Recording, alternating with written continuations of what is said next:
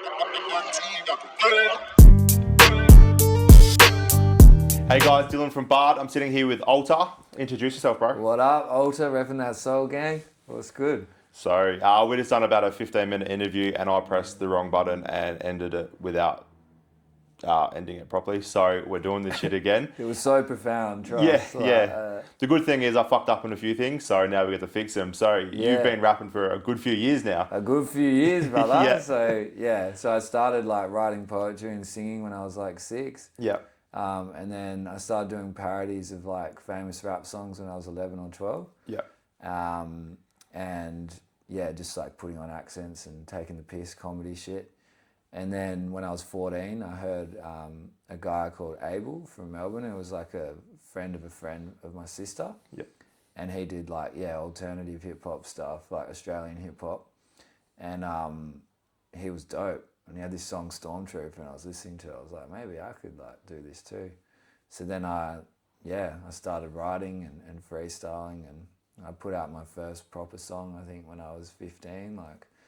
And I didn't mention that before either. So Reverb Nation was like the first place where I put all like music and stuff. Fuck, that's I've got a while ago. Dangerously fucking cringe little fucking assortment of songs on Reverb Nation, but they popped off at the time, you know? Yeah. Are they still there? Yeah. If you want to Let's find it. Yeah, you want to find the shit, bro. Yeah.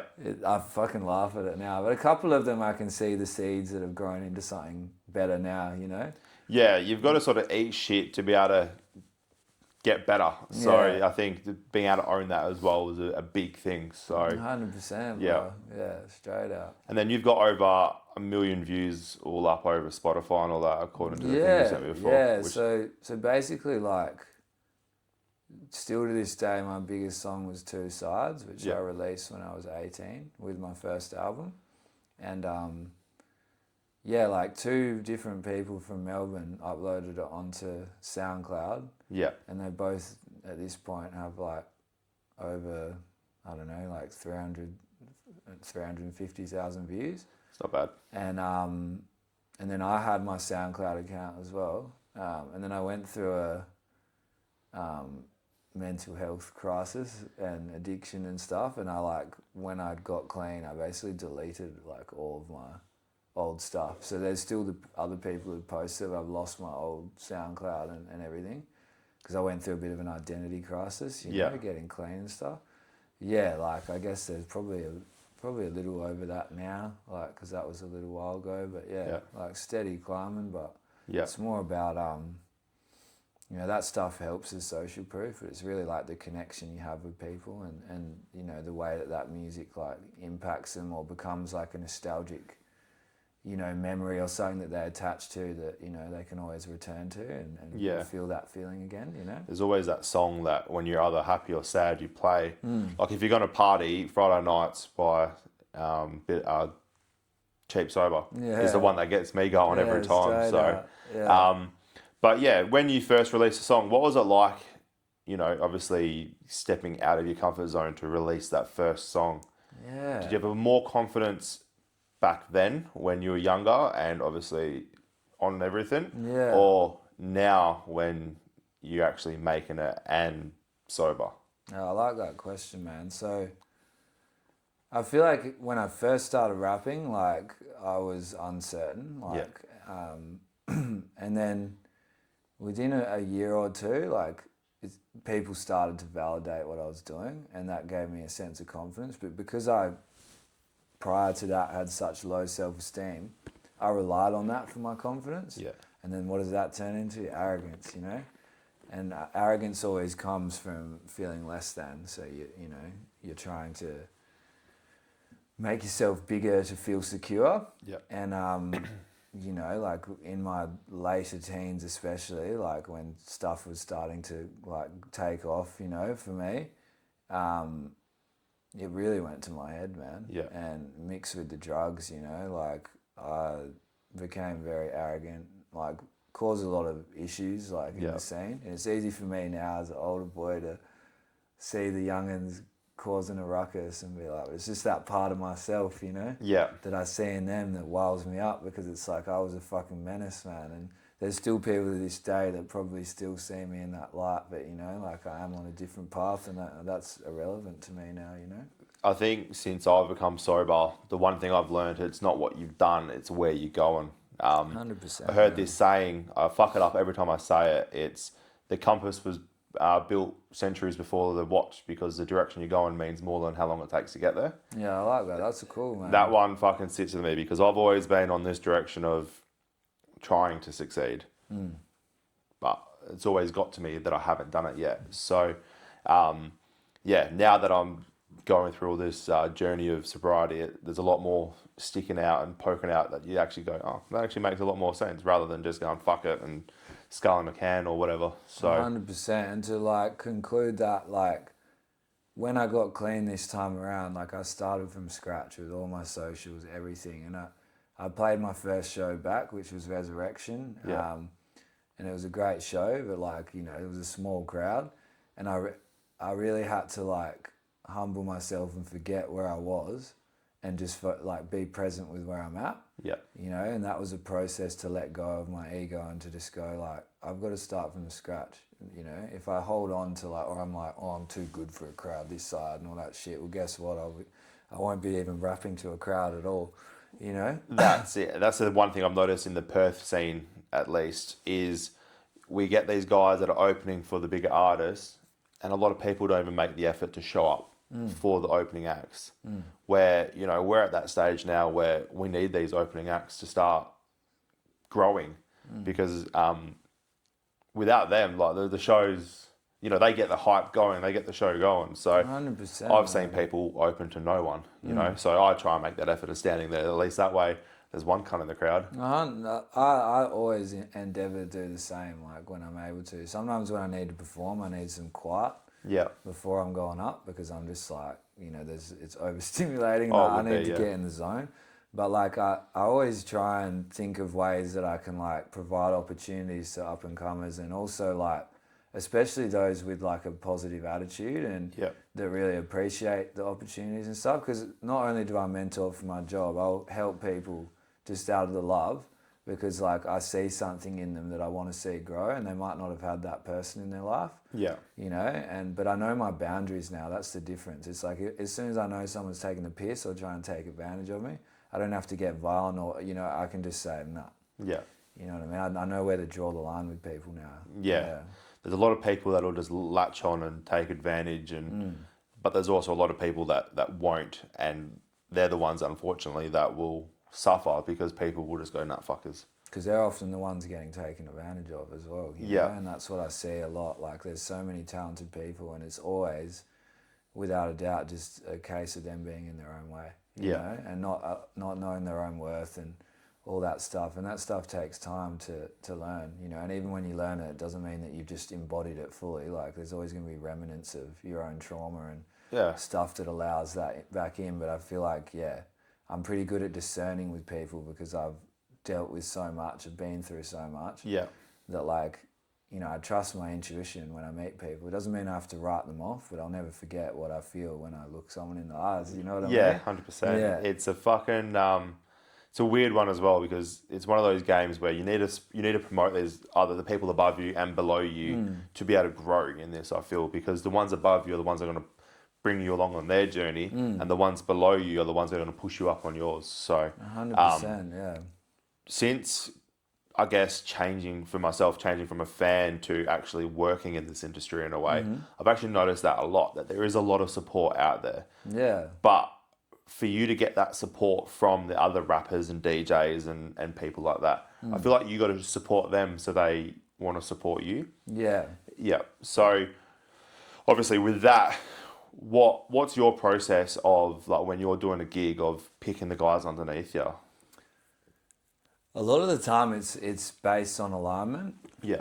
And also like how hungry someone is for the opportunity, because like, you know, it's always a push and pull, and there's times that you push as an artist and there's times that you pull. Yeah. But when you're starting out, like you need to be hungry, man, because the opportunities aren't going to arrive on your lap unless you put yourself out there. Yeah. So like if I see someone that I'm like, this person has talent, this person aligns with me, you know, as a human being, and this person is willing to like hustle for what they're doing. You know what I mean? Because it's so easy to come into the hip hop scene and just be entitled and think that everyone's just going to give you the. And I was like that myself, so I completely empathise and understand, have compassion. But you know, you can't just expect everything on a silver platter. Like I've spent my fucking whole life doing this. I'm only really just starting to, you know, like be able to work in music, and you know, and it's been a long road to get here. You know, obviously I've had my own internal struggles as well, but yeah. It's funny you say that because you're obviously still hungry, because I messaged you at Smoko today and you're here now at 6:30, 5:30 at night, you know. Yeah. So the fact, you know, you said something like you may as well do it now, because if we do it on the weekend, it might not come. It'll just be another pending thing. It won't happen. Like that's kind of the way I operate. It's like, and you know, I've felt the vibe, you know. I've seen some of the stuff you're doing. I'm like, I like that you're taking it serious and it looks professional. And I was like, why not? Like, why would I not do it? You know what I mean? Yeah. Like it aligned, and then look, like literally we're 2 minutes away. It's like, there's always kind of a natural flow, and like, you know, if I can try and resist things, but like, yeah, I just felt, I trust my instincts and my intuition with people and with what opportunities to take, you know? Yeah. Are you taking note, Uncle Shano? Because you live 2 minutes away as well. Yeah. I feel like every episode is just going to be Uncle Shano getting roasted. That motherfucker needs to come on minutes, this. Yeah, he needs to fucking get on this. Mad cunt, Uncle Shano. But yeah. So you don't have to do that, brother. No, I love him. Off camera, it's a bit different. But where was I going with that? So with the, you just said that you're working in the music. How's that going? Is that a full-time job, part-time? Yeah, so like I'd call it full-time because like I do one-on-one mentoring with people with disabilities, teaching them rap. Yeah. And then I do group workshops with kids, like at schools and like youth centres and stuff like that. Yeah. Like my bread and butter is doing the one-on-one mentoring. Yeah. Although I don't work full-time hours, like I get paid really well for it. And then that other time I use for like either like sourcing more work or actually just my own music. Yeah. So like it's really convenient because I have my son a lot of the time. Yeah. That I'm like working during school hours and stuff like that. So yeah, that's like enabled me to invest in my music and marketing and all of that stuff, you know, because so I'm really, really blessed to be able to do that, man. Sick. 2 things on that. If you ever make your way to Tassie, hit up Ashley from Breaking the Cycle Tassie. Yeah. He's just opened a youth centre, hey, which is pretty sick. The money I saved from not drinking over the last couple of weeks, I bought them a fridge. So trying to do that right, you know. Yeah. Now that with the internet, you can actually do that. You can buy shit from anywhere and get it picked up or whatnot. So that's pretty sick. And the other thing, how do people organise that? Do they reach out to you? Is there somewhere where we can put a link or something that we can jump on? So for the most part, I've just been using Instagram as my hub. Yeah. I've found a few of my clients through different means. Like one, I posted like an ad on Facebook on like a support worker group. And then I found my client Swaggeroo, who's a rapper and a singer with Down syndrome. Oh yeah, He's an absolute boss, man. Love that guy. And then another guy, Shane, he's quadriplegic. Yeah. And he's like, the only way to communicate with him is to lip read. Yeah. But he writes his lyrics with a motion sensor on his lip. And I actually met him just doing like private support work. He didn't even know I rapped because I did that before I transitioned into this. Yeah. And then he heard like one of my songs. He was like, "This is crazy." He's like, "Can I show you some of my raps like that I've written secretly?" And then he showed me, and I was like, "Man, this is dope." And I became the voice for those raps. Oh yeah. So then, I rapped it to his dad, and then we ended up like going and doing a performance at the Retrobite. Yeah. At a thing called Barefaced Stories. So he prepared a speech that played on like a voice automator. Yep. So he did his speech, and then so my best friend Kane produced the beat and sang the chorus, and then I rap his verse, and we did it so Kane on one side, Shane in the middle, and then me on the other side. Yeah. And it was like a big amphitheatre, man. That was his first time ever on stage, and it was fucking epic, man. That is is so wicked. inspiring. So it's about his accident and then meeting us, and Yeah. and then I a while back, like the sort of the trigger for me to go into this field was you know, Sick Cunt, the guy that goes and interviews everyone. Yeah. So he he interviewed me before I was going into rehab. Yeah. And then he posted a thing. He was doing like rap battles in the city. So I went to that, and then he interviewed a guy, Jax, who had cerebral palsy, and he wanted to do his first rap song. And he's like, he'd seen me do the freestyle thing, and he was like, man, I'd love to do it with him. And so then we put together a little team with Cortex and TFX. Yeah. And then did like a music video and all that.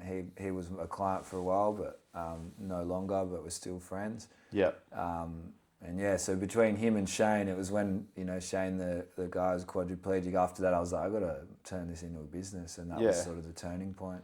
And is that Mandurah-based, Perth-based? I travel around, so I'll go and meet them. Like, I've got another guy who's one of my friend's younger brothers who has schizophrenia. And we basically just freestyle together, man, go and eat lunch. Yeah. So it's like, you know, and I work on weekends, so you get weekend rates. So that's sort of how I manage to not have to work that much, and also opens me up if there is workshops and stuff. Yeah. So some weeks I'll, you know, be raking it in and working a lot.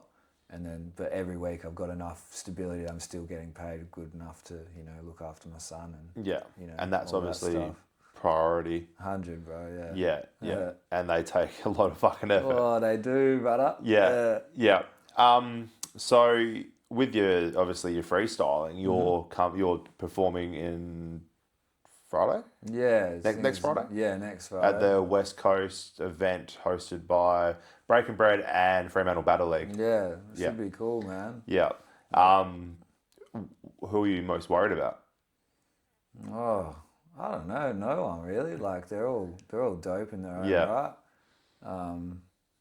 Yeah, like I'm just looking forward to spitting some frees. Like it's kind of different because I'm not battling any of them this time round, you know. Yeah. So it's more just like fun vibe and just go sick. with the flow. Like if I was battling there, I'd go in like it's a fucking war zone, you know. Yeah. I'll just stare them in the soul the entire battle, and it's, you know, I go in like a warrior to battle. You know, like I feel like Tyson in the ring when I'm rap battling. Yeah.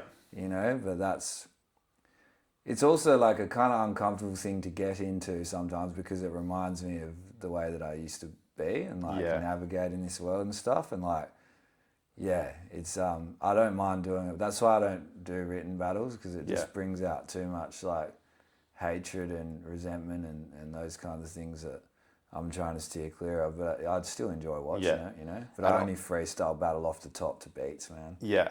And if you did do the writtens, obviously there's a lot, you've sort of, like you've mentioned, lived a life that you're trying to then move in a different direction. Yeah, man. That's very easy to get brought up in a written battle. Oh, I wouldn't even, there's so many things, man. Like, I can take it, like, I love banter and, like, me and my mates take the piss. Like, there's not really much off limits, but I just still, I don't know, it doesn't interest me at this stage in my life, man. Yeah. Yeah. Off the top, freestyle, man. Yeah. I just like it because it's more spontaneous and fun for me. Yeah. You know? It's all about the enjoyment as well. Yeah. You've got to be enjoying it, man. Yeah. Sick. And then you've got a concert coming up on the 7th of August. Oh, he knows his facts, from Mojo's in North Fremantle. Yeah. Oh, shit. I didn't even know it was in North Fremantle, but yeah. It's in North Frere. Yeah, so I'm putting that on with my best mate, Just Kane. Yeah. It's a really good lineup. We've got a bit of a combination of like, I'd say mostly conscious hip hop, some R&B, and all the shows we put on are like something else, man. And you know, just to touch on what we were sort of talking about earlier, like it's been a case of finding different scenes that align and bringing them together. Yeah. And I think that's really important because it's easy to just get in like a little cluster of 5 friends and be like, fuck the scene. Yeah. Do you know what I mean? Because... And then just support those 5. Yeah. And then you're down here and then everyone else is fucking floating above you, man, because you're fucking focused on the wrong thing. 100%. And then it's like, and I'll go into that later. But yeah, like when we put on our shows, the demographic's so wide. Like we've got, you know, like different ages.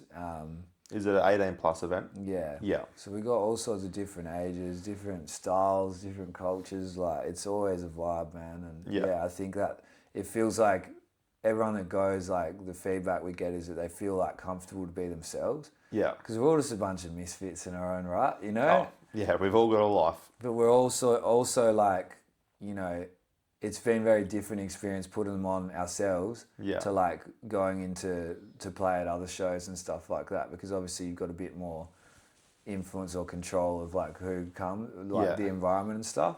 And because the energy is so positive, like there will be people that come. Like we put on a sober event, and some people like weren't sober, you know. Yeah. But they respected the environment and didn't do their business there. Yeah. And it was magical, man. And everyone had such a good time, you know. It was like heaps of people came. Like I think it was nearly 200 there. It's not bad for a sober event. Yeah. It's cool you say that. Like respecting the scene and respecting the venue is two big things. I love graffiti, but I fucking hate watching cunts graph venues. Oh, facts, like, man. You know, it's like, why would you do that? Like, the scene, like the rap scene is small enough, and the venues are starting to either shift away from hip hop. Why would you go and ruin the ones that do? Well, I think the thing that's probably worth stating is that like when the subject matter is like what it often is at those shows, it's basically inevitable that someone is going to do that. Yeah. Like that's the hard, cold reality, and it's no judgment, but it's like you can't expect someone there when they're aligning with a certain type of music, That's true, yeah. not to do that. Yeah. You know, and it's unfortunate. Yeah. And the best you can do, I guess, is find ways to create a culture, you know, even if you are doing more street or gutter shit or whatever it is, that like that doesn't feel like an option, you know? Yeah. How you do that, I don't know, because like as far as I've experienced, whenever it would just always happen, you know? Yeah. And I was one of the problematic fuckwits myself, you know? Yeah. Like, so, yeah. It's a challenging thing, I guess, because like you said, I never thought of it that way, actually. It's, that is the crowd, isn't it, for most of hip hop? We're rough cunts, you know. Yeah. Even when I play, because this show came, like I'm the roughest cunt at the show. Yeah. You know? And that's you didn't like that laugh. But like, yeah, you know. Yeah. It's been nice though to tap into different worlds and different, you know, avenues with my music and experimenting and stuff too, you know. Yeah. And then to roll it back, I'm really, just if you haven't worked out, I'm shit at keeping the same direction, and I'll keep going back to it keeps it interesting. I love a circle back, brother. This West Coast event coming up on the 17th of July at the Milk Bar. What are your predictions for the rim battles? Do you have any that you're keen to see or think you're going to win? Or I haven't like really kept closest tabs, but I'm putting my money on Smithy, brother. Yeah, Smithy. Over Charisma. I think that'd be a good battle though. I think it'll be a fucking great battle, and I'm backing Smithy 1,000% of the way. Not any disrespect to Charisma, but Smithy is just, I don't know, that's just my style of battler that I love. So, shout out to Smithy. Yeah, go Smithy, hold it down for Perth, my brother. Yeah. Yeah, I think that he's really funny, and like he's like the last battle that I saw of him, like the pen game was strong. Yeah. And I just think his humor might trump. Yeah. Yeah, personally. And Greeley and Cortex, that's going to be fucking hilarious, man. They're both funny cunts. There's only one person, the winner of that one will be the crowd. Yeah. You know, like fucking Cortex's battles are amazing, and Greeley's, I think in the last couple of years, Greeley's just been on this journey of winning. Everything he's touching is fucking wicked. So I think the people that win that one is going to be the crowd. So it's not so much. It's more just for the love of the culture and a good vibe, you know? Yeah. And I'm keen to see what Kano does on his fourth. Who's he battling again? I don't know. I think it was someone. Lodax? Yeah. I like Lodax, bro. I know him from back in the day, so yeah, I'm just gonna go Lodax. But I think it's his first battle, so he's got bars, bro, and he's a G, bro. Yeah, yeah. Like Kano's a cool dude. I just don't really know him that well, but I know Lodax, and years ago. So yeah. Yeah, sick. Yeah. Well, there we go. Look at that. Lodax, you got one. Yeah, Lodax, brother. Yeah, so that's pretty sick that all these guys that are coming back out, because I feel like battle rap died in the ass for a bit in Australia. It did, man. It's blowing up over everywhere else, but now it's coming back, and I think Asthmatic's doing a great job at bringing Perth on the scene. So, and building these people up, like that last event where Kano battled Mike Midas, just bringing all the new cunts to an event was fucking wicked. Like, I think the scene needs to support these younger guys a bit more. I don't know how, because I feel like there's a lot of support in the scene, but yeah, just watching them grow is fucking sick. And watching, I first met Kano I heard his real estate battle with Dundee, and then started just fucking watching him from there, and he's just around the corner as well. I saw him when I went to the Dundee show, hop on stage, and I was like, this guy's got energy, bro. Like, he's fresh. Yeah. So yeah, man. Yeah, he's done that, and he's fucking done a song with Bit of Belief and Dundee. Yeah. So, which is pretty sick. That's cool, man. So what's in the pipeline for you, and where are you heading in the next 12 months? So Kane and I, we've worked on like a EP album. We just been making so much music over the years, and we've decided that we're gonna do most likely an EP, because we want to keep it tight so that we put like our favourite songs. Yeah. So yeah, we're gonna go on tour. End of November. We're gonna hit Brisbane, Sydney, and Melbourne. Yeah. I've got a lot of support in Brisbane and Melbourne. Yeah. Like outside of Perth, those are probably my two strongest sort of network. Yeah. And then, so we're going to do that. Like, we already know a lot of the people that we're going to go on the lineup, friends and, stuff like that. We spoke with a friend the other day who's going to come on tour with us as our DJ, but we're still going to sit down, have a meal and flesh all that out. Yeah.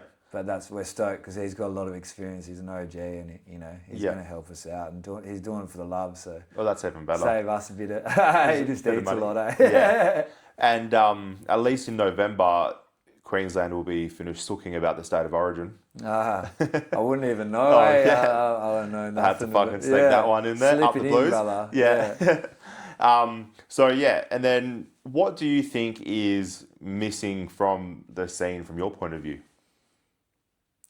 Yeah, I think what's missing, or what has been missing, is the community element, really. Yeah. And people finding ways to bring people together, and thinking outside the box on how you do that. And like what I was saying earlier as well, like, I feel like the best way forward is to find other people to align with you, and then be like a tight-knit community. Yeah. But also be open to, expanding and stuff like that. Because that's what's worked for us. Like Kane and I, we've tapped into all these different communities, and we've gone, these guys align with us, so do these. Yeah. Let's, so at our show, we're doing a live jam at the end. So we've got 4 different collectives that are coming. Yeah. And that's the way that you sell out a show as well. Yeah. Like, if you want a show that's thriving, like, you really got to find the people because they're there. Yeah. There's always people in the city that connect and align. But a lot of the time it's people's own egos or indifference or entitlement that gets in the way of them actually connecting with people. And I a lot of people will be like, the scene's sleeping on me, or people are sleeping on me. And my number one fucking favourite thing to say is, you're sleeping on yourself, cuz. Yeah. Because if you make enough noise, you'll wake them the fuck up. It's funny. It's funny you say that, right? Because I was just doing a giveaway for the 20 Years of Hip Hop book launch, which is happening Saturday. Saturday coming up. I have 4 tickets. It was given away to one person so they could take their crew. All I wanted was someone to just drop some bars on a beat, and I had 1 entry. And congratulations, Big Z, you won that. You came first, second, and third, and fourth. So you got all 4 tickets. But yeah, 1 person entered that. As a younger rapper, knowing who's going to be at that event, I'd be fucking going, fuck yeah, let's try and get them somehow. I guess the tickets aren't overly expensive, but by supporting us, you might win free tickets, and then you get to go fucking run around with these cunts. So, look at the Bit of Belief concert that he threw. Was it this year? would have been, well, yeah, this year, that had fucking Draft and Matty B and like all the big names there. So I don't know, I didn't quite understand it. Obviously, I'm still small fry in the scheme of things, but we're trying to give away as many tickets as we can, to support that scene, So, yeah. There can be like a disconnect from the old school and the new school because like hip hop for the most part has changed a lot, you know? And I find that people, like my target audience is like 25 to 44. Yeah. When you get below that, it's not to say there's not exceptions to the rule, there definitely is, but the direction of hip hop has changed so much. And I think like in terms of like giveaways and stuff, like, like in a year's time, it'll be a completely different experience as well because you're just like finding that pool and that network of people. And the more, over time, people will be, they'll be down to jump on it, man. Yeah, it's just trial and error. Trial and error, man. So, and just thinking, literally trial and error, and just keep thinking outside the box. Like, I have that kind of mind. I know that you, from what we've spoken about, probably have too, that like, we've got to be creative in the way that we're providing opportunities or bringing people together, because it's like we can do the same stuff that's been done, but and if it works, then smash it, Yeah. But I'm really trying to like push my mind, stretch my mind to think about like what can I do that no one's done that's gonna, and that's why we've done like open verse challenges to have a set. Yeah. And it's not that it hasn't been done before, but it's something, and it hasn't really been done in Perth a whole lot. Yeah. Well, it's funny you say that because Smithy reckoned I should have done a scavenger hunt, which I don't know how I was going to pull that fucking thing off with tickets, but I'm going to look into how I can do that and, try and get some businesses on board to assist me with, I don't know how, but do something. So, but yeah, your answer on the community, that's a good thing because I feel like the crowd needs to get involved as well as just the rappers. So trying to put something on that's a very good point at what is missing from the scene. So yeah, I think it's moving in a new direction, and it's been so good that Kane and I aligned so closely because it's been someone to bounce off, and we really try and like work together to go, how can we give opportunities to the up and comers? Yeah, and how can we bring people together? And like, without that, there is no hip hop's community, Yeah, fuck yeah. And of course, like hip hop, like it's always. If you're rapping, like, there's a good chance you've got your own wrestle with your ego, or with your arrogance or whatever it is. Yeah. So you get a lot of people like that in a room. It can be challenging, But if we can just like take a step back and be more focused on what's important, like it'll change, Because I want to see, even if it's not music that aligns, like if there's different scenes, I can see that they would be a good fit with each other. It's like come together. Yeah. And then you'll be playing better shows, you'll be making waves, when you go somewhere else, people will be like, oh shit, these guys are popping in their city, Like, well, that's the thing that I've noticed over here. The like hip hop in general is your rapping, your b-boying, your beatboxing, your graffiti. They're all very different in Perth. Where you go over to Melbourne and it's all very, I agree. Cohesive, man. Yeah.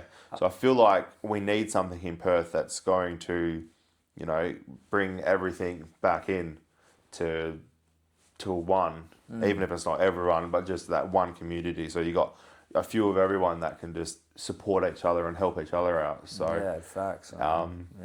That's what my goal is, and I might not succeed at it. I might succeed at it.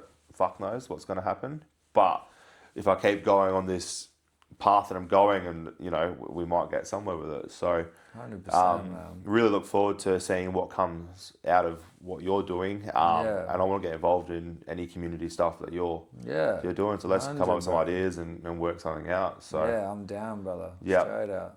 Cool. So before we sign off, you got anything else you want to shout out? Say like. So I'll shout out again. The show is Friday the 7th of August at Mojo's. Just Kane's single launch, and it's a stacked lineup, so come down to that. We got a little EP on the way too. I've got heaps of collabs. I historically haven't collabed that much because I like the solo endeavour, but I've found some cool people. So I got a track with Manners, and I'm about to cook up. Manners Hill? Yeah, Bird Brain. Oh, fucking Bird Brain's from Hammy Hill, I think. Yeah. A few other names, there's too many to even remember in this moment. But yeah, there's some like pretty dope collabs coming out. yeah, just big love. Like stay real to yourself, man, and keep it authentic, man. Like that's what hip hop's been missing, I think. Yeah. So just take the mask off and show them who the fuck you are. That's it. So I'll put that poster for your gig at the end of this. The link for it, for the tickets, I'll put in the description. Sick. And then, yeah, good luck at the freestyle event. And I will actually see you there as well, because I'll be there roaming around doing something. So cheers for coming, bro. Brother. I spent a long time waiting, complaining that I hadn't made it, hating the ones that people rated, they're evil being famous, leaders being dangerous, an industry contagious, critics that would say shit, lust I engage with, drugs that I've taken, blood that I've bathed in, energy I wasted, presence I evaded, blessings I forsaken, the pressure that was breaking my back, now I stand tall, on track, sealing fans for the long haul.